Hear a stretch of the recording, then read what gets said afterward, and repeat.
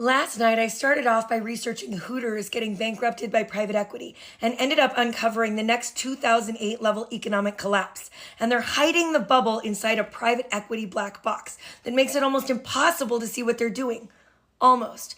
This time, they're not going to collapse the banks and make it too big to fail. They're going to bankrupt the entire American pension system. I'm almost too afraid to make this video, but it has to be done, so let's get into it.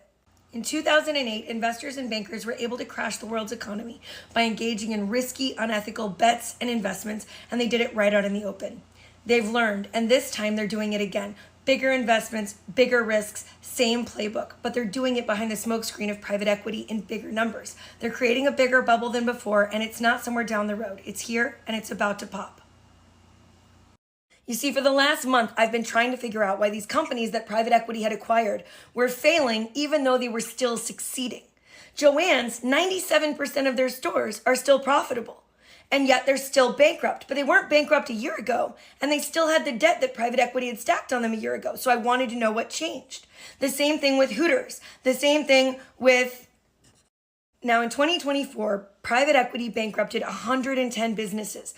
And that was almost double their previous record. There had been huge increases in the amount of bankruptcies each year over the past 3 years. But I didn't know what had changed because private equity had held many of these businesses for several years and they were still succeeding. Until I got my hands on an economic report and an article and found a term that nobody could explain to me. The term was back floating rate loans. I didn't know what that meant, and no article would explain it to me. So I had to go and do research in the financial prospectuses of a bunch of financial investment firms. Guys, in the last few years, private equity has taken out $3.8 trillion in adjustable rate loans. These are adjustable rate loans. These private equity firms took out adjustable rate loans. And so for the last 3 years, as our interest rates have gone up, every 30 to 60 days, the money due on the loans they stacked on top of these companies has gone up every 30 to 60 days. That's why these successful companies that private equity had acquired are suddenly bankrupt, even though they're still making money. They're bankrupt because they're paying adjustable rate loans. But it doesn't stop there. It gets so much worse because my next question is, why are the banks willing to give these risky loans to these private equity firms knowing it's going to cause them to fail? And the answer is because the banks aren't going to keep them on their books. The banks are immediately repackaging these adjustable rate loans as something called CLOs, right? Which are then packaged and sold off to our pension funds as really great debt. And they tell them that it's a diversified portfolio. Are you hearing The Big Short in real time? Literally, all of these companies are getting bankrupted in greater and greater numbers. And all of this debt is adjustable rate. And all of the bankruptcies are skyrocketing in this direction. And if you look at this graph, you can see that aside from 2020, which is obviously an anomaly, right now, private equity, that's the yellow section, has double the highest number of bankruptcies they'd ever had prior to last year. And that number is climbing this year, $3.8 trillion. $3.8 trillion in this debt, okay? I want you to look back to 2008. Do you want to know how many risky adjustable rate mortgages there were? $1.1 trillion. Do you want to know how many subprime but not quite as bad loans there were? $1.3 trillion. That was just in housing. In the $3.8 trillion held by private equity, they own the largest shares of the home ownership market in the United States, but they also own the daycares.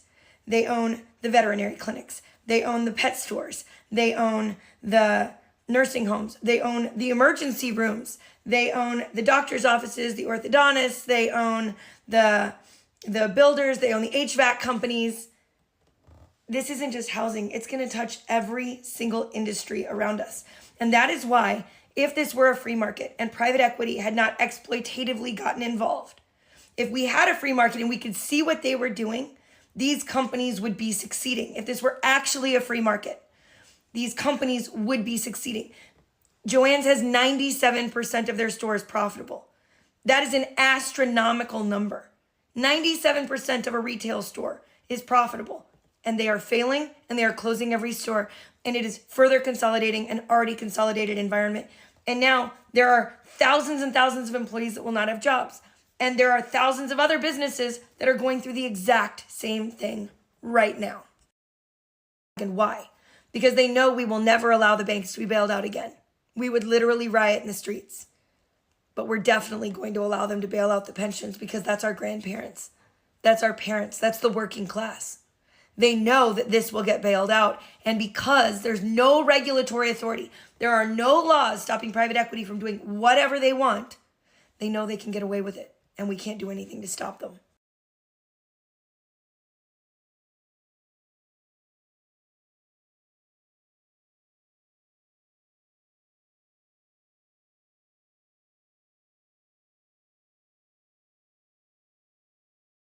The most important thing you need to understand is this wasn't done by accident. This was done by blatant, intentional greed. The private equity firms wanted the cheapest debt they could get, and they believed arrogantly that the debt would stay cheap forever. They had 0% interest rate loans for ages.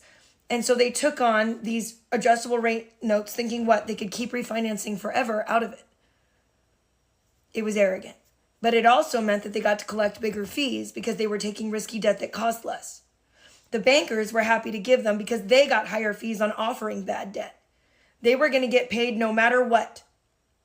At the same time, the private equity firms mandated in their contracts with these companies they acquired that they were advisors and that they were a management company. So they also get paid that way. And then they sold the land out from under these companies and all their assets and made themselves whole before any of this even began. They're already cash positive. The banks knew they wouldn't be held accountable because they were going to bundle it up and pass it off to the pensions. And even the pensions were reckless because they're buying these mechanisms because when you purchase into private equity, when you purchase private equity debt as a pension, you get to put on your books, especially if you have an underfunded pension, the projected gains for 10 years, which means for 10 years, it looks like that pension is more shored up than it is. And at the end of that 10 years, when it's time for that fund to close out, suddenly then all of the bad debt comes crashing down on the pension. But at that point, there's a new leader on the pension fund and they've kicked the can down the road. So even they were reckless. But at the bottom of all of this is the bankrupting of the fabric of our society. We are losing our businesses. We are losing our doctors. We are losing our orthodontists. We are losing our nursing homes. We are losing our funeral homes. And one by one, they're going to fall under the weight of this really horrible adjustable rate debt. And nobody is talking about it. I could only find 2 articles in very obscure financial magazines that even talk about these back floating rate loans. I have never been more terrified. And I talk about private equity a lot. I have a lot to say. But right now, all I want to do is get someone to pay attention that can make a difference in this because we have a problem. We're not without any hope at all. Right now, private equity is only allowed to be this exploitative because they exist under something called the carried interest loophole, something that multiple Congresses have tried to close, but private equity continues to bribe politicians to fail to actually achieve. Trump, 3 weeks ago, said he wanted to close the carried interest loophole. I thought he was doing it as a fundraising maneuver. But he's doubled down on it repeatedly. If we can make enough noise about this, maybe we can get him to actually see it through and end private equity's stranglehold on our population. There's so much more that we have to go through, so this is going to be a multi-part series. But if you're new here, my name is Tiffany. We work together to fight private equity and save small businesses in our community, and it's going to take every single one of us to do so. So do all the things and stick around. I'm so glad you're here.